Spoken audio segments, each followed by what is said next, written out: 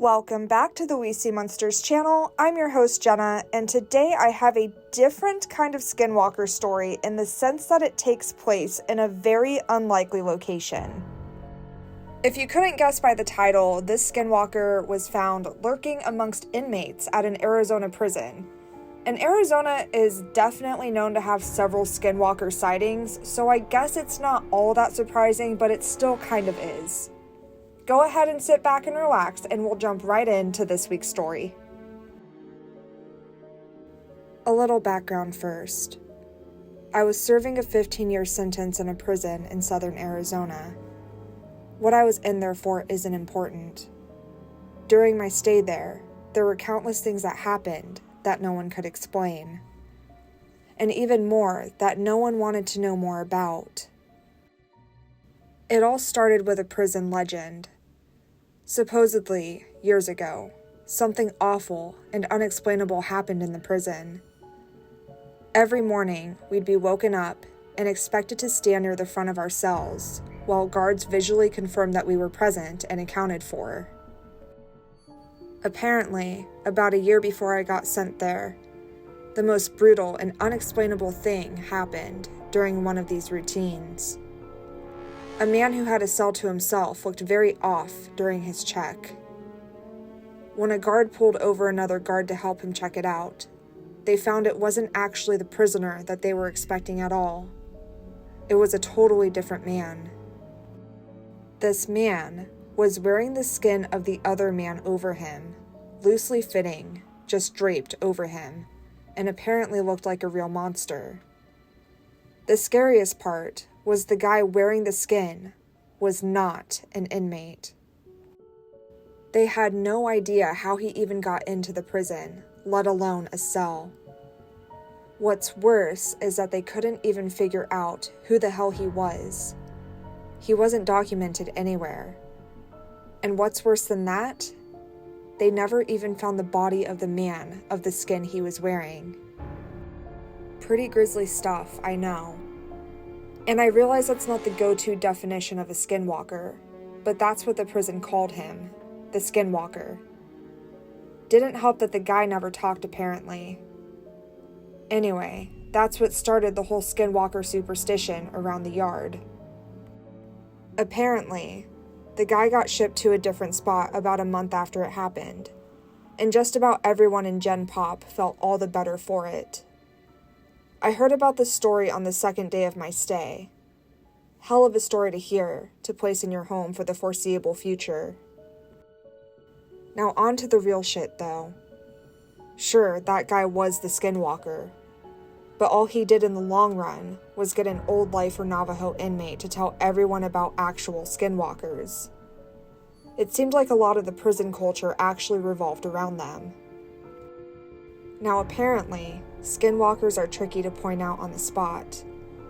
But if you manage to survive around one for more than a minute or two, almost everyone can tell the mannerisms are all off.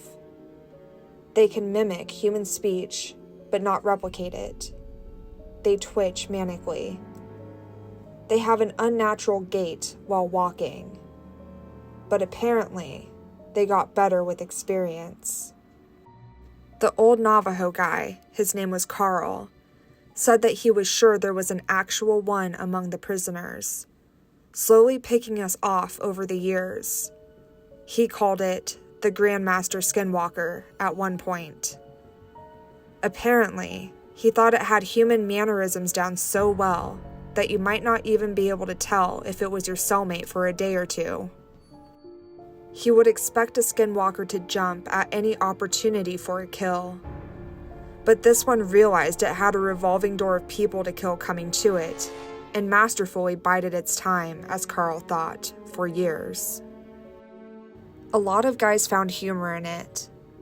A lot more were really on edge about it. Every once in a while in prison, people snap. Sometimes you'll find your cellmate swinging in front of your bunk, strung up around the neck by his pant leg. Sometimes you just can't take it anymore. But in our yard, people tend to snap in a very special way. It wouldn't be an outburst at dinner or a silent suicide in the night. guys would just stop talking, hunch over, and shuffle around. Any friendships they had would be mostly out the window. They would turn into a loner during rec time.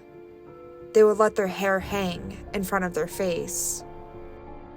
No one liked to talk about it. Like if they did, it would happen to them next, and I felt the same way. I didn't know if it was a skinwalker or just people going crazy, but I didn't want to find out.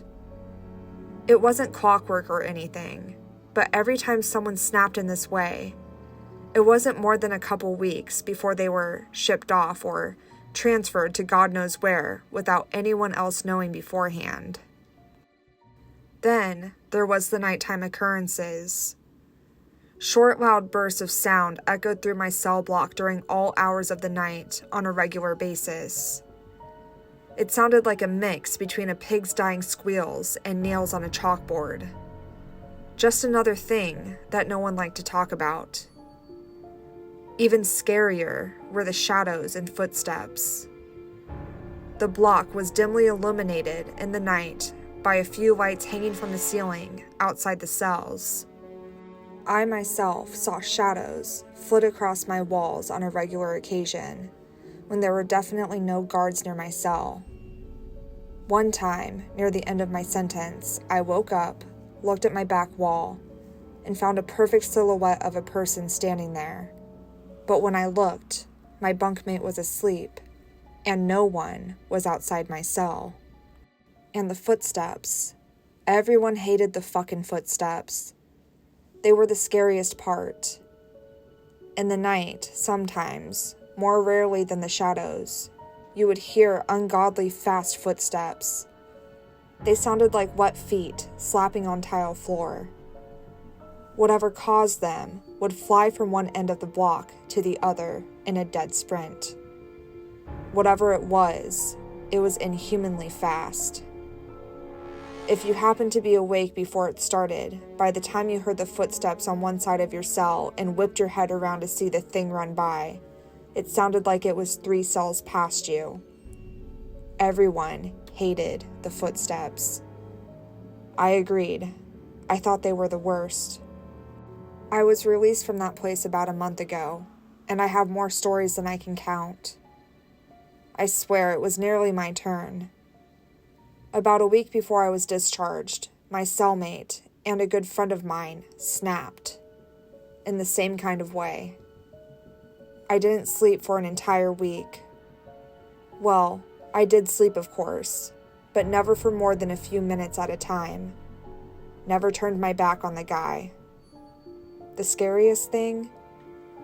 I woke up one night to him somehow snaking his body through the bars of our cell. For reference, I couldn't get anything past my shoulder through them. The worst part, though, he was coming back into our cell. On the day of my release, I didn't say a word to him, just left. He seemed fine with it, and so was I. I had made it through 15 years of prison fights, gang disputes, and for all I know, Skinwalker abductions.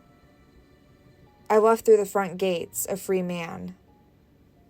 As I walked along the fence for the rec yard, I spotted my cellmate, standing off on his own, like he had for the last week or so. I shook my head, not even really sure if it was him anymore. I took one last look over the yard, this time from the other side of the fence.